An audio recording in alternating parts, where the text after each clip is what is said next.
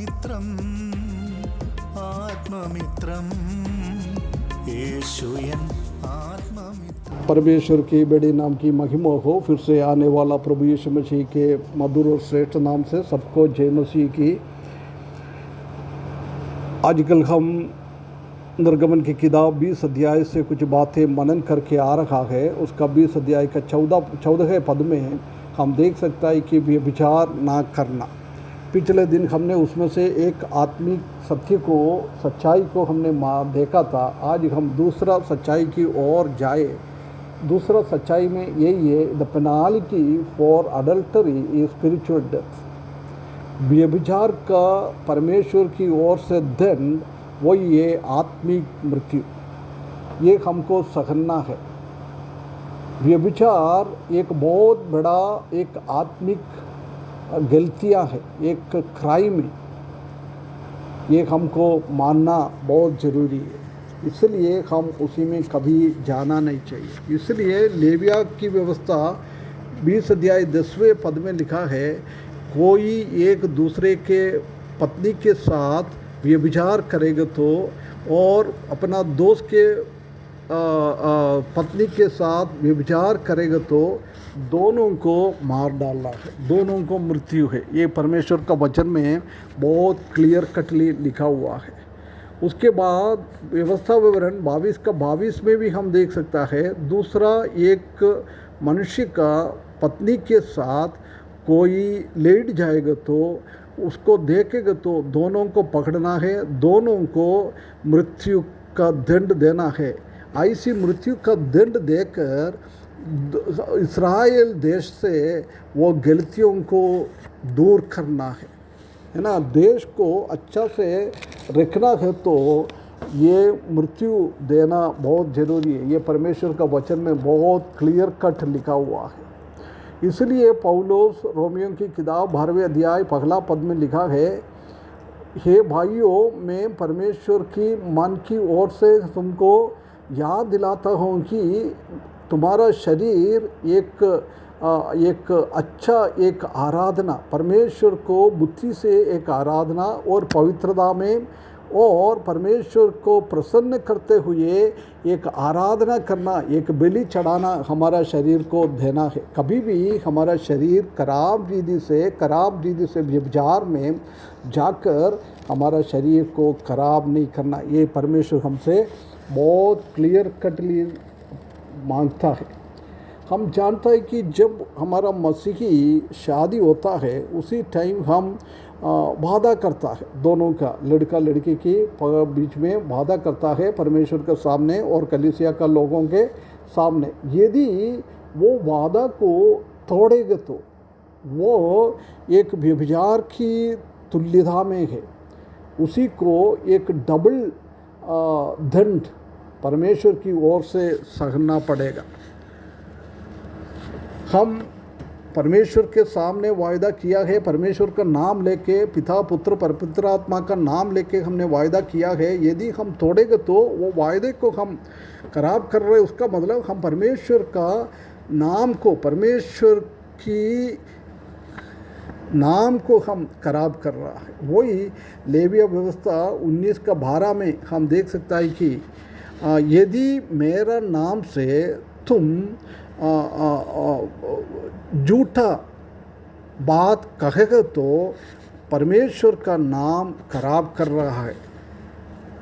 और हमने कुछ दिनों के पहले एक निर्गमन 20 का 7 में भी देखा था कि तुम परमेश्वर का नाम खराब नहीं करना है। फालतू परमेश्वर का नाम लेकर परमेश्वर का नाम का अपमान नहीं करना है। कभी ऐसी करेगा तो परमेश्वर उसको दंड दिएंगे, है ना। उसका मतलब यही है कि हम शादी के टाइम ऐसी बातें परमेश्वर के सामने बोलने के बाद वो हम पूरी नहीं कर पा रहे तो परमेश्वर का नाम खराब कर रहा है। व्यवस्था विवरण 5 का 11 में भी वही हम देख सकता है, यहो परमेश्वर का नाम वृथा ना ले। कभी ऐसी करने हो तो परमेश्वर का दंड उसी के ऊपर आएगा। ये बहुत क्लियर कट परमेश्वर की वचन में हम देख सकता है प्रिय भाइयों बहनों। और लेवी अवस्था 24 का 12 में भी हम देख सकता है कि परमेश्वर का नाम दूषित नहीं करना है। कभी दूषित करेगा तो उसी को मृत्यु सहना बहुत ज़रूरी है। पूरा संघ आकर उनको पत्थर मारना है, पत्थर से मारकर उनको मार डालना है। ये परमेश्वर की वचन में हम बहुत क्लियर कटली हम देख सकता है। और हम समझ सकता है कि a sexually deprived also engages in idolatry which is separately punishable by death. हम लैंगिक रीति में कोई गलत तरीके से हम उसी में फंस जाता है, वो भी एक व्यभिचार है, एक मूर्ति पूजा जैसी है। उसके लिए भी परमेश्वर की ओर से हमको दंड सहना बहुत ज़रूरी है। इसलिए कोलोसियों की पत्री में पौलुस बता रहा है, इसलिए तुम लोग ऐसी व्यभिचार है, अशुद्ध है, दुर्मोह है, ये ऐसी बहुत सारा चीज़ों को हमको मार डालना है। हमारे शरीर में ऐसी चीज़ नहीं होना चाहिए। इस बात को हम परमेश्वर का वचन में हम देख सकता है। ये हमेशा हमारा जीवन के अंदर से हमको वो बाहर करना है। उसके बाद हम देख सकता है कि the unsaved who engage in sexual immorality are barred from heaven. कोई अभी तक उद्धार नहीं पाया है, अविश्वासी लोग भी कभी ये लैंगिक रीति में उसी में फंस जाएगा तो वो लोग परमेश्वर की भवन में, स्वर्ग में हम प्रवेश नहीं कर सकता है। प्रकाशित वाक्य 21 अध्याय 18 पद में बहुत क्लियरली एक लिस्ट दिया है। उसी में ये व्यभिचारी लोगों के बारे में भी बोल रहा है। वो लोग स्वर्ग में नहीं प्रवेश करेगा, उसी का नरक के अंदर वो चले जाएगा। और प्रकाशित वाक्य 22 का 15 में भी ये हम देख सकता है, यदि ऐसी कोई गलत काम करने वाला है, ये परमेश्वर के विरुद्ध में व्यभिचार है, ऐसी बहुत सारा लिस्ट है, वो सब करने वाले को परमेश्वर के स्वर्ग में नहीं पहुंच सकता है। वो उनका जगह बाहर है। बाहर मतलब अग्नि, नरक के अंदर है, आग की झील के अंदर है, उधर हमको रहना पड़ेगा। और प्रकाशित वाक्य 9 अध्याय उसका 21 पद में भी इसी बात को हम देख सकता है। परमेश्वर ने उनके जीवन में बहुत सारा मौका दिया है, परंतु ऐसी गलत बातें, व्यभिचार और सॉरी, इसलिए प्रिय भाइयों बहनों, बहुत ध्यान देने वाला एक चीज़ है ये कोई भी इसी में फंस सकता है। कोई भी ये गलत तरीके से फंस जाएगा। शैतान हमारे पीछे है। बहुत सारा प्रभु का दास लोग भी इसी गलती में फंसा हुआ है। और हम देख सकता है कि कोई वेश्या के साथ लेटने वाला भी, वो वेश्या के ऊपर आने वाला दंड, वो पाप उसी व्यक्ति के ऊपर भी आ जाता है ना। इसलिए हम उससे दूर होना है।